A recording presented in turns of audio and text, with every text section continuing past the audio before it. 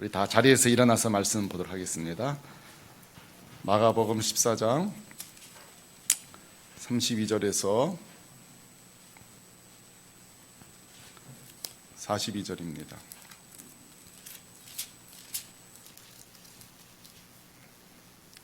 제가 먼저 32절, 여러분 32절 그대로 읽지요. 그들이 겟세메나라는 곳에 이름에 예수께서 제자들에게 이르시되 내가 기도할 동안에 너희는 여기 앉아 있으라 하시고 야고보와 요한을 데리고 가실새 심히 놀라시며 슬퍼하사 말씀하시되 내 마음이 심히 고민하여 죽게 되었으니 너희는 여기 머물러 깨어 있으라 하시고 조금 나아가사 땅에 엎드려 들 수 있는 대로 이때가 자기에게서 지나가기를 구하며 이르시되 아빠 아버지여 아버지께서는 모든 것이 가능하오니 이 잔을 내게서 옮기시옵소서. 그러나 나의 원대로 마옵시고 아버지의 원대로 하옵소서 하시고 저희들이 자는 것을 보시고 베드로에게 말씀하시되 시몬아 자느냐 내가 한 시간도 깨어있을 수 없더냐 시험에 들지 않게 깨어 있어 기도하라. 마음은 원이로되 육신이 약하도다 하시고 다시 나아가 동일한 말씀으로 기도하시고 다시 오사 보신즉 그들이 자니 이는 그들의 눈이 심히 피곤함이라. 그들이 예수께 무엇으로 대답할 줄을 알지 못하더라.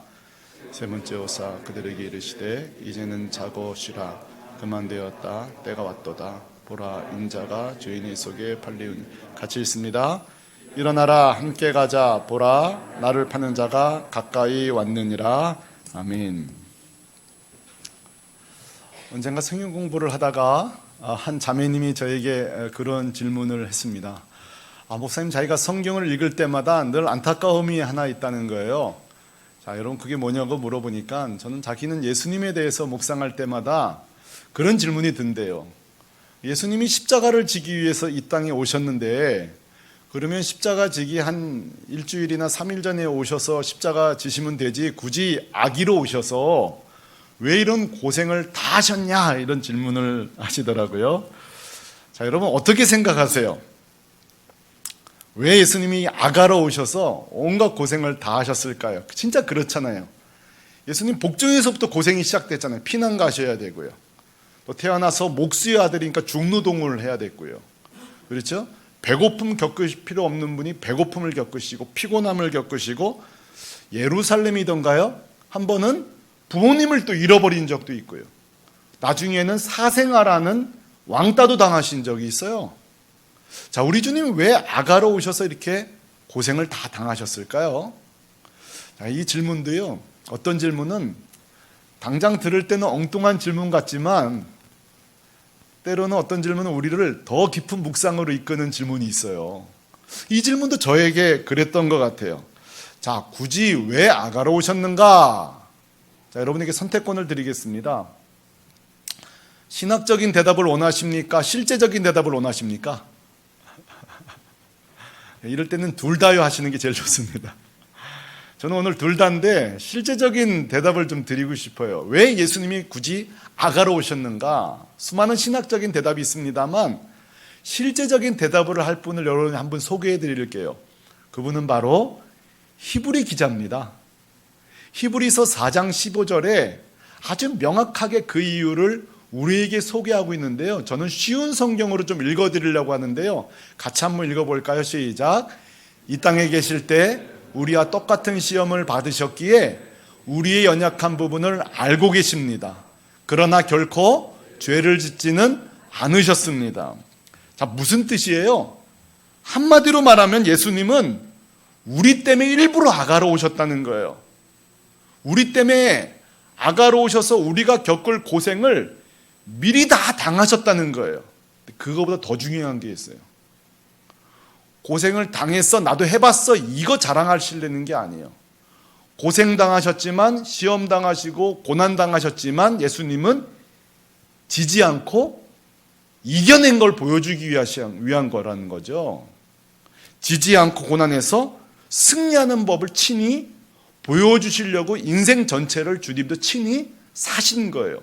오늘날 표현을 한다면 예수님은 온라인 교육을 하신 게 아니라 실제 교육을 시켜주신 거예요. 삶으로. 이렇게 사는 거에 알았지가 아니라 자신의 삶을 통해서 우리가 고난 속에서 어떻게 승리하시는지를 다 보여주신 거죠. 우리가 하나님 말씀을 읽을 때에 특히 예수님의 삶을 세심하게 관찰해야 될 중요한 이유가 여기에 있어요. 우리를 위해서 의도적으로 사셨기 때문에 우리가 주님의 삶을 묵상하다 보면 삶의 모든 걸 얻을 수 있는 거죠. 그래서 어떤 분이 이런 참 중요한 말씀을 했어요.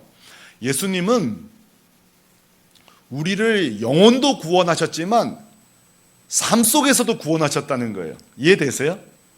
우리의 영혼도 십자가로 구원하셨지만 삶 속에서 어떻게 사는지를 보여줌으로 삶에도 구세주가 되셨다는 거죠.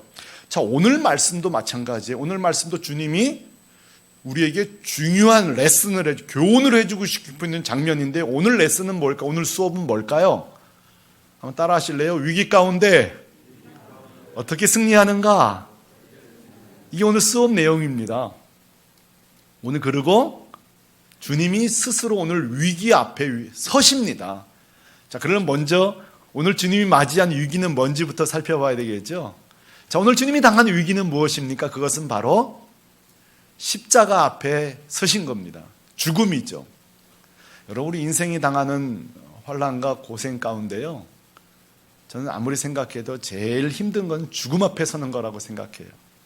저도 지금까지 살아오면서 가장 절박하게 기도했던 적은 바로 저희 부친의 죽음 앞이었어요. 그때 얼마나 간절히 기도했는지 몰라요. 아마 그때 그런 기도는 앞으로 못할 것 같아요. 죽음 앞에 우리는 가장 큰 위기를 맞이할 수밖에 없죠. 자, 묻고 싶어요.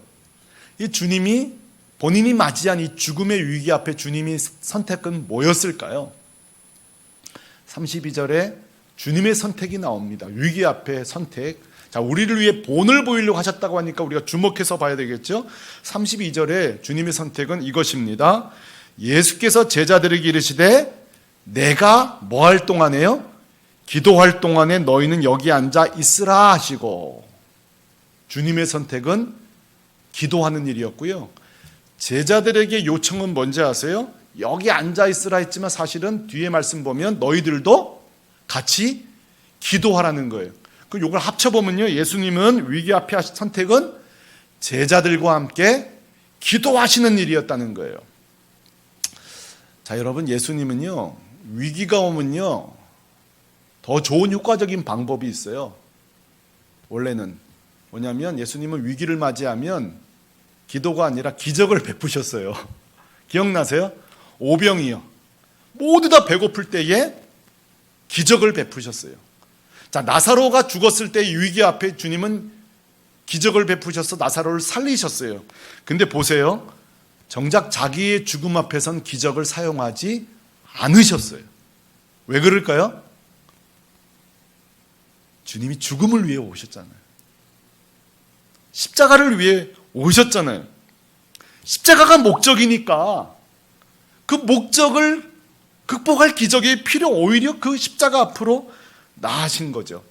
사랑하는 사람, 묻고 싶어요. 오늘 위기 앞에 예수님이 기도하셨다, 이 말씀이, 제자들과 함께 기도하셨다는 마음이 오늘 이 시간에 마음에 감동으로 오시나요? 솔직하게요. 정직하셔도 돼요. 왜냐하면 위기 때에 기도하자, 이 말이 별로 감동이 안 되는 시대를 우리는 살고 있습니다. 기도합시다, 이 말이 식상한 시대를 살고 있다고요. 근데 저는 오늘 기도하자는 설교를 들고 왔으니 한 주 동안 제가 어떻게 오늘 설교를 준비하고 온지 아세요? 주님, 저 오늘 이번 주 뻔한 설교하러 가는 거 아시죠? 뻔한 문장 들고 오늘 설교하러 가는 거 아시죠? 그래서 제가 이렇게 기도했어요. 주님, 그러나 기왕 오늘 주님의 기도 장면을 너무 디테일하게 기록해 놓으셨거든요. 제가 주님께 그런 기도했어요. 주님, 오늘 주님이 그 기도하시는 장면을 성도들과 오늘 이 시간에 나눌 때, 그리고 가정에서 실시간 예배를 통하여 오늘 예수님이 기도하는 모습을 세밀하게 살필 때에 저는 할 수 없어요.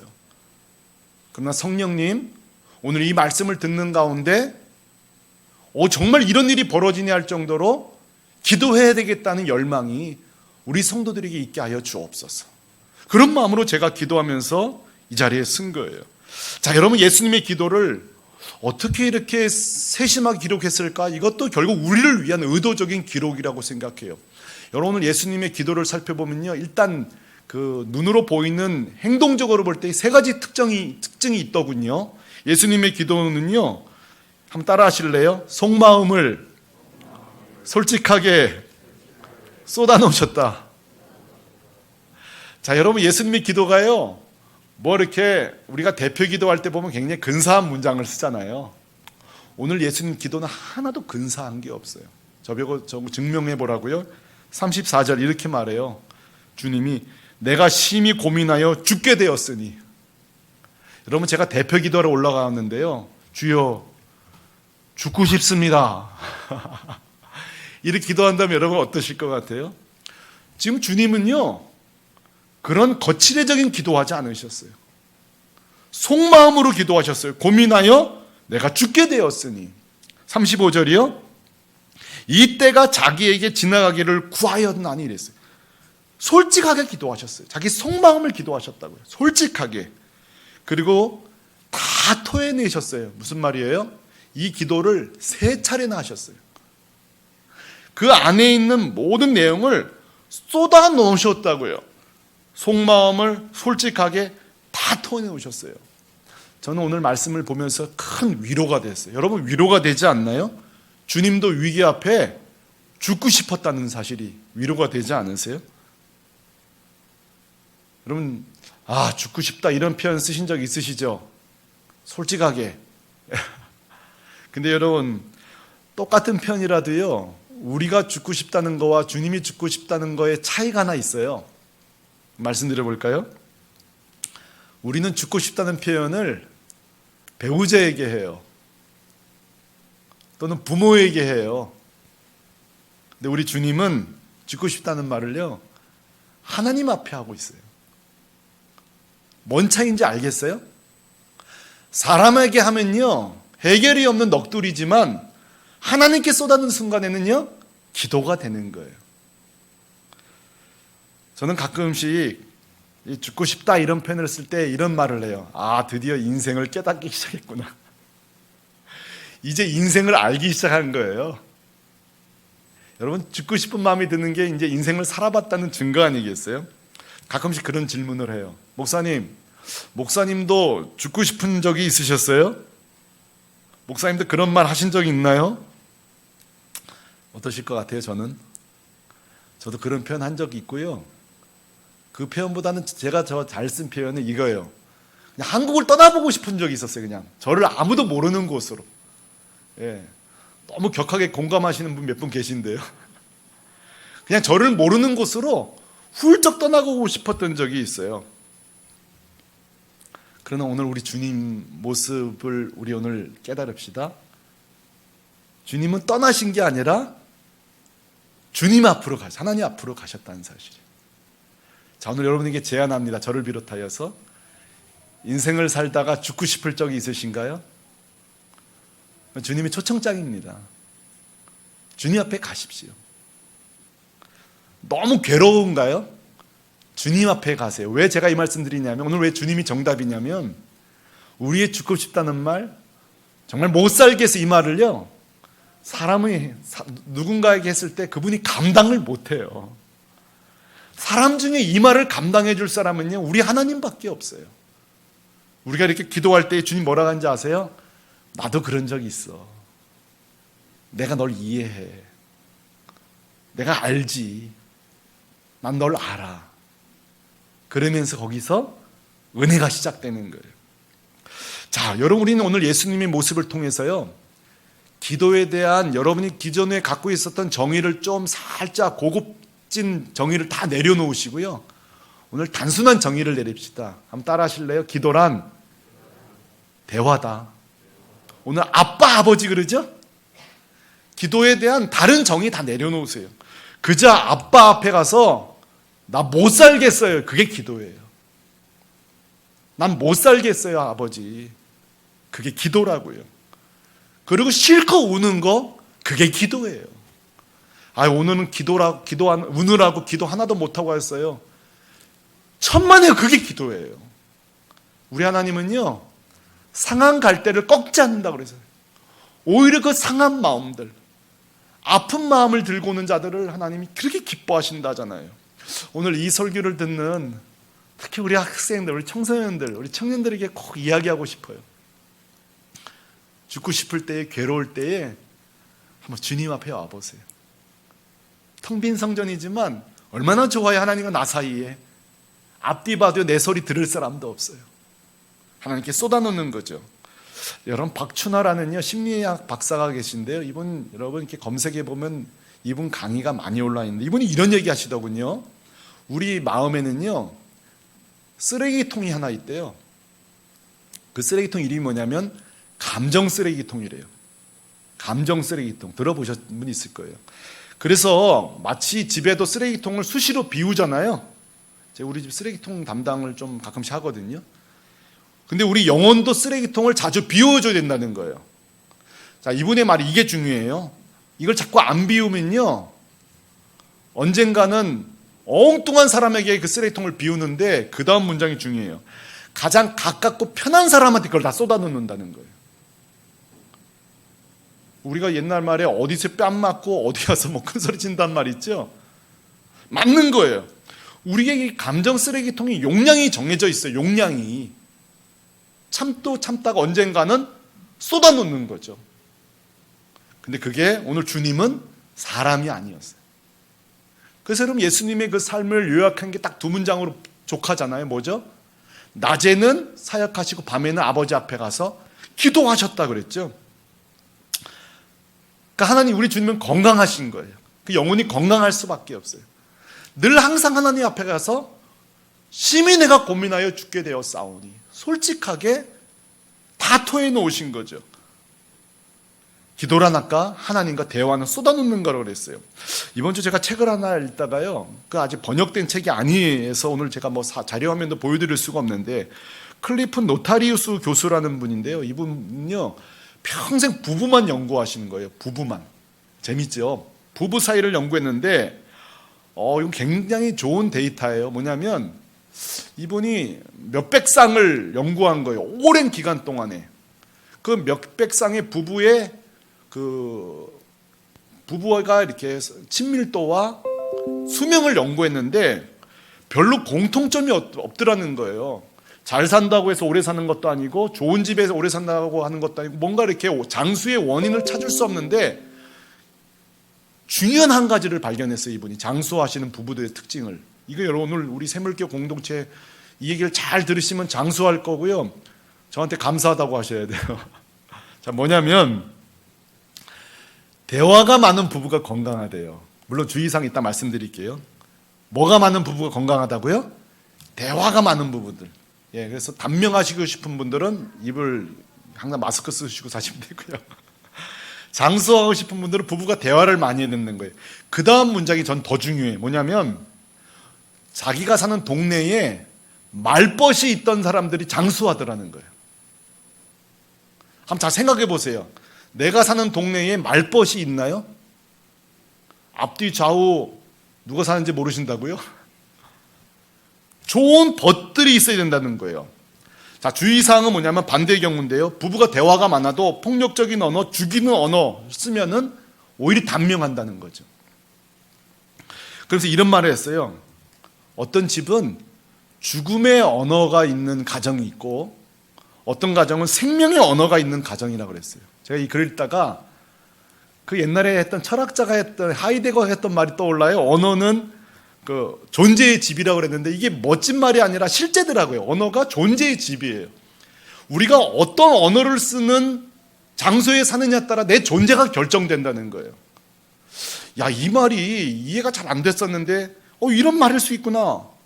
자, 여러분의 가정은 지금 어떤 언어의 집에 살고 있습니까? 우리 예수님은 오늘 하나님과 대화하면서 기도의 언어의 집에 살고 있는 거예요. 자, 여러분 오늘 숙제를 내드리겠습니다. 좋은 벗들을 사귀십시오. 좋은 벗들을 사귀시기 바랍니다. 유불리를 따지지 마시고요. 내 속 얘기를 얘기할 수 있는 좋은 벗을 사귈 수 있길 바랍니다. 두 번째 숙제는 우리 샘터에게 숙제를 드리고 싶어요. 우리 샘터가요, 아유, 오늘 하고 싶은 말 실컷 했네. 솔직하게 쏟아놓을 수 있는 그런 대화 장소가 되었으면 참 좋겠어요. 그리고 우리 샘터지기들은 오늘 누가 적게 말했나를 잘 살피는 게 중요하겠죠. 누가 좀 말을 많이 한다 싶으면은 이거 좀 드시죠 해서 뭘 입에 넣어드려야 이제 또 좀 얘기가 줄어드니까 간식을 좀 이렇게 딱 넣어드리고, 누군가 샘터에서 그 감정의 쓰레기통을 비울 수 있도록. 세 번째 숙제입니다. 오늘 이제 9.11 특별 기도를 선포했잖아요. 오늘 주님처럼 적어도 일주일에 한 번은 목 놓아서 내 삶을, 감정을 다 토해놓는. 근데 말씀드렸죠. 사람은 감당 못해요. 내 토해놓는 거. 사람은 감당 못해요. 우리 하나님만 감당할 수 있는 거예요. 이게 세 번째예요. 그러니까 오늘 참 우리 주님의 모습이 오늘 위기를 맞는 우리에게 오늘 실제적인 거죠. 신학적인 대답이 아니라 실제적인 거죠. 자, 또 하나 주님의 기도를 우리가 묵상하면서 깨달을 수 있는 건 뭐냐면, 주님이 기도함으로 인해서, 따라 하실래요? 순종할 수 있었다. 예수님도 기도할 수 있으니 순종할 수 있었다는 거죠. 자, 36절에 주님의 솔직한 마음 표현 드실래요? 이 잔을 내게서 옮기시옵소서 그랬어요. 그러나 뭐라고 그랬죠? 내 원대로 마옵시고 아버지 원대로 되기를 원하나이다. 자, 혹자는, 특히 이제 자유주의 신학자는요, 이 말씀을 이렇게 해석해요. 이게 바로 예수님이 하나님이 아니라 인간인 증거라는 거죠. 봐라, 예수님 결국 십자가 앞에서 이렇게 흔들리지 않느냐, 버둥버둥거리면서 져야 되나 말아야 되나 고민하고 있지 않느냐. 이게 예수님이 너무 우리가 신격화한 거다, 인간인 거다. 저는 그렇게 얘기하시는 신학자들에게 그렇게 권면하고 싶어요. 조금만 성경을 더 열심히 보시라고 말씀드리고 싶어요. 왜냐하면 여러분, 우리가 성경을 읽어보면요, 예수님 십자가 앞에 사실 한 번도 흔들리신 적이 없어요. 증거를 대라고요? 제가 증거 대죠. 예수님이 적어도요 3번의 법정에 씁니다. 비공식적인 종교 지도자들 앞에 한 법정에 쓰고요, 두 번째로 공식적인 공회 앞에 서고요, 마지막에 빌라도 앞에 씁니다. 이 3번 다 예수님이요 다 무혐의 처리될 수 있었어요. 증거를 만들 수 없었고, 조작된 증거를 대도 일치하지 않되다 보니까 빌라도가 혐의 없음을 판결하려고 해요. 그때 여러분, 왜 예수님이 혐의 입음으로 바뀐지 아십니까? 예수님이 침묵에 버리면 되는데 내가 하나님의 아들이다 말하세요. 그러니까 유리한 대답은 하나도 안 하시고요, 불리한 대답을 하세요. 불 가운데로, 십자가 가운데로, 죽음 가운데로 의도적으로 나아가신다고요. 흔들리는 듯 그게 아니에요. 이것도 의도적인 우리들을 위한 거예요. 성도가 흔들리고 어려워도 기도할 때 순종할 수 있음을 우리에게 보여주신 거죠. 여러분, 본 회퍼라는 독일 목사님이 계세요. 이분이 이런 말씀을 하셨더군요. 바람에 흔들리지 않는 가지가 없는 것처럼 다만 그 가지가 나무에 붙어 있을 뿐이다 그랬어요. 근데 사실 이 말은요 주님이 하신 말씀이에요. 요한복음에 보면 나는 포도나무라고 그랬죠. 그리고 너희가 내 안에, 너희가 내게 붙어 있으면 열매도 맺을고 흔들리지 않을 거라고 주님이 하신 말씀이죠. 그러니까 여러분, 흔들리지 않는 성도는 아무도 없어요. 직분에 관계없이 우린 다 흔들려요. 다만 기도함으로 그 흔들림 속에서도 순종할 수 있는 거예요. 그러므로 우리가 좋은 결론 낼 수 있죠. 흔들리는 게 정상이구나. 그러니까 우리 자녀들이 자기 목표를 향해 걸어가다가 좀 흔들리고 방황할 때 야단치시면 안 돼요. 너 정상이야. 근데 비정상은 뭐냐면 이때에 기도하지 않는 거예요. 기도하면 흔들림 속에서도 순종할 수 있는 거예요. 그 목표로 갈 수 있는 거죠. 그 주님이 제안한 게 뭐죠? 기도할 때에 순종할 수 있는 법을 친히 겟세마네 기도를 통해, 우리를 통해 보여주신 거예요. 기왕 보네포가 그런 말을 했으니까, 그럼 목사님 저는 주님께 붙어 있어요, 저한테 여러분 말씀하셔도요, 저는 이렇게 말해요. 증거 대보시죠. 집사님이, 장로님이 주님께 붙어있다는 증거 대 보시죠. 그럼 여러분 이렇게 말씀하신대요. 목사님 이번 주 나 기도했어요. 그럼 합격이에요.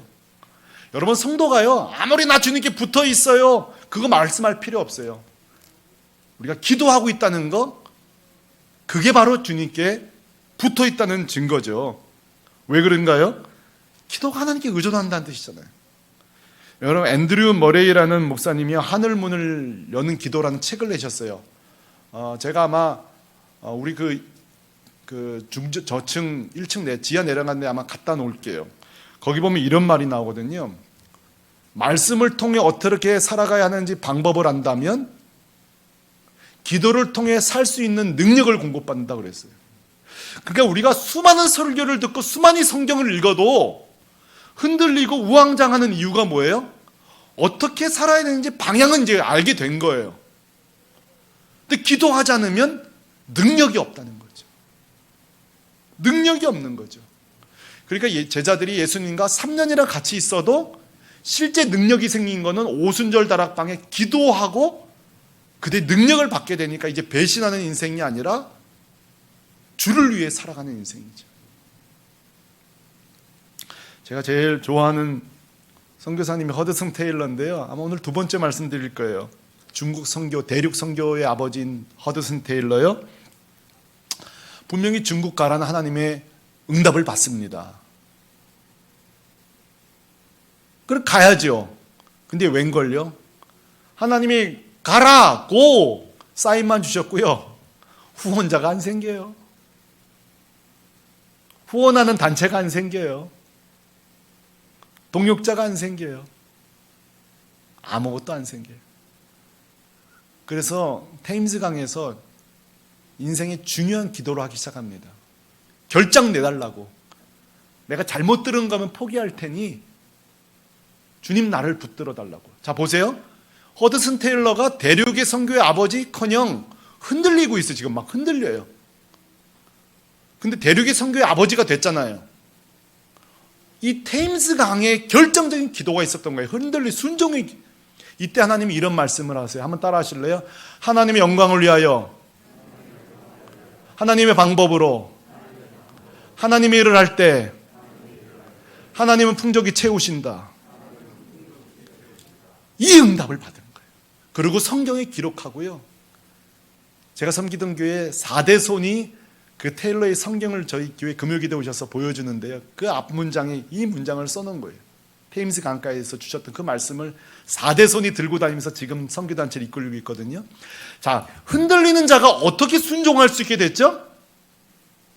대단한 일이 벌어진 게 아니에요. 그 강가에서 하나님께 기도한 거예요. 여러분, 기적은 없어요. 기도할 때 기적을 주시는 거죠. 우리가 하나님께 의존될 때에 하나님 풍족히 채우신다. 사랑하는 성도 여러분, 저도 목사를 소명받고요, 여기까지 왔는데요, 흔들린 적이 왜 없겠어요. 저는 또 너무 목회 고생하셨던 부친을 보면서 자라왔기 때문에 생각보다 많이 알아요. 목회가 어렵다는 거를. 그런데도 결정했는데요, 많이 아니까 더 두렵더군요. 몰라야 막 가겠는데 또 많이 하니까 두려워요. 저는 흔들려요. 아마 성도님들이 제가 아마 흔들리지 않고 담임 목회하기를 원하실 거예요. 그러나 저도 흔들릴 거예요. 하지만 저는 기도할 것입니다. 계속 여러분들에게 제가 흔들리는 모습은 안 보여드릴 거예요. 왜냐하면 저는 기도할 거예요. 저도 여러분 앞에 우리 목사님 요즘 좀 흔들리는데 또 일어서셨군, 그걸 보여드리고 싶어요. 그게 제 정직한 모습이에요. 무슨 일을 하든지 우리는 흔들리고 바로 그냥 그 골에 들어간 사람은 아무도 없어요. 흔들릴 때마다 또 주님께 달려가고. 그래서 여러분, 제가 요즘 좋아하는 찬송이 있어요. 찬송가 70장인데요. 기억나세요? 비난처 있으니 환난을 당한 자 이리 오라. 땅들이 변하고 물결이 일어나 산 위에 넘치되 두려움 없네. 아까 연습할 때 훨씬 잘했었는데요. 피난처 있으니 환난을 당한 자 이리 오라.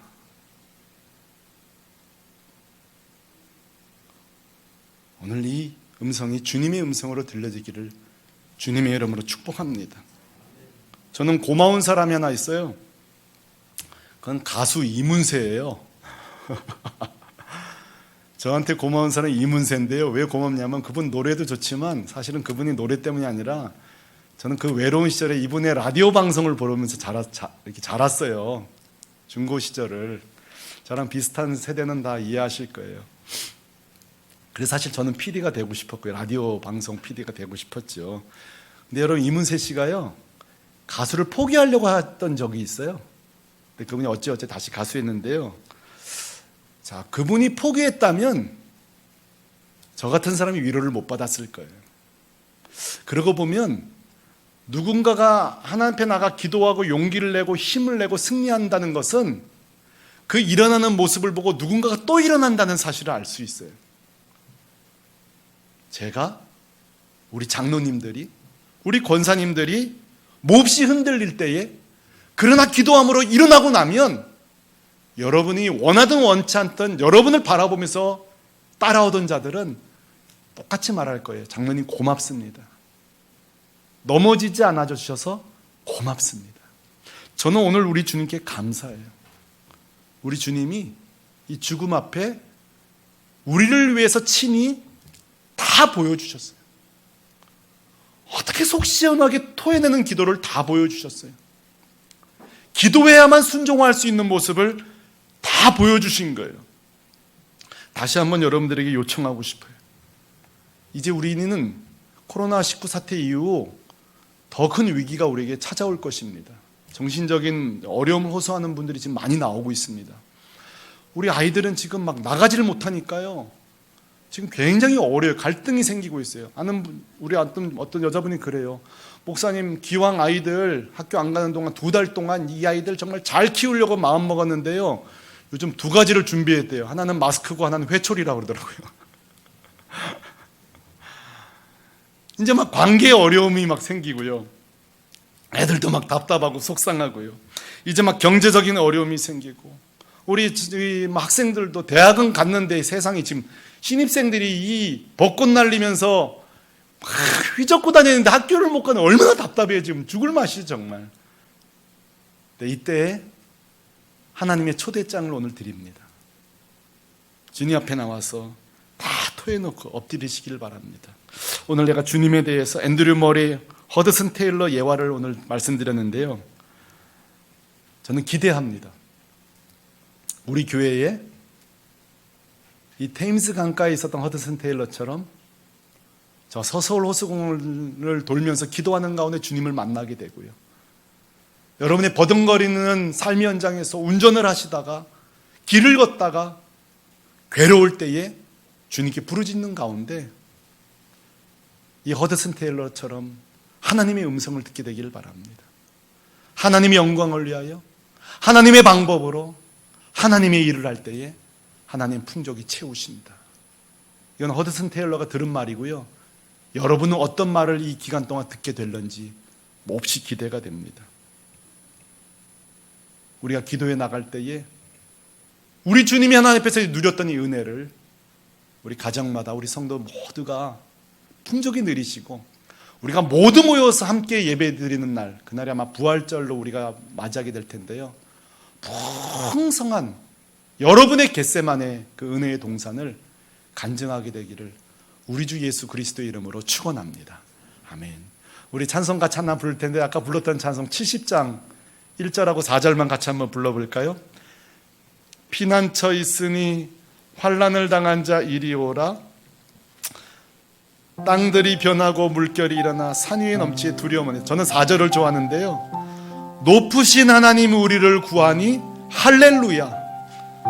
괴로움이 심하고 환난이 극하나 피난처 되시는 주 하나님. 우리 다 자리에서 일어나서 이 찬송 같이 부르면서 우리 주님 만날 수 있기를 바랍니다.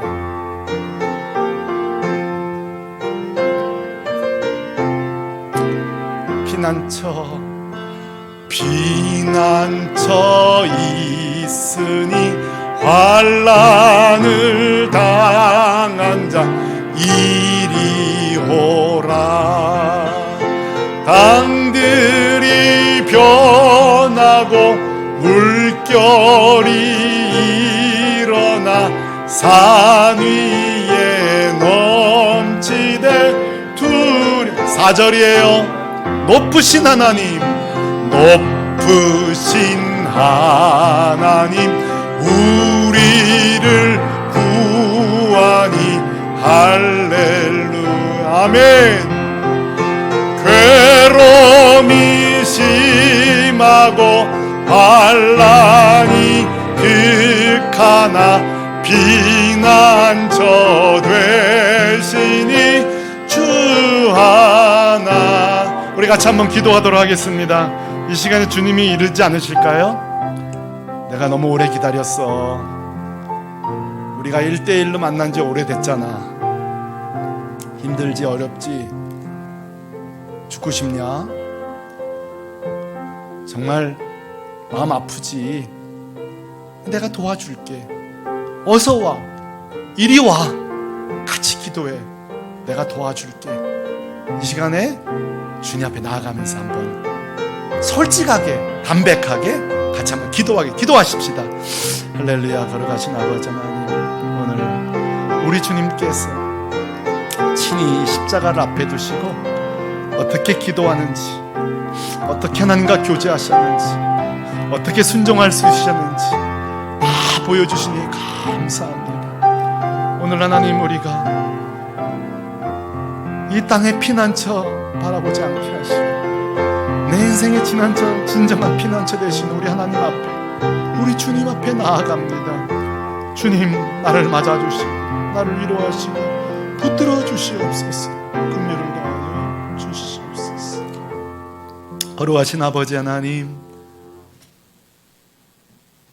감당할 수도 없고 감당할 수도 없는 인생의 무거운 짐을 지고 살아갈 때에 때론 어디론가 떠나고 싶고 다 그만두고 싶고 때론 죽고 싶을 그때에 주님은 오히려 그래 맞아, 나도 그랬거든 하면서 다 이해하시고 우리의 기도를 다 들어주시는 주님 계셔서 감사합니다.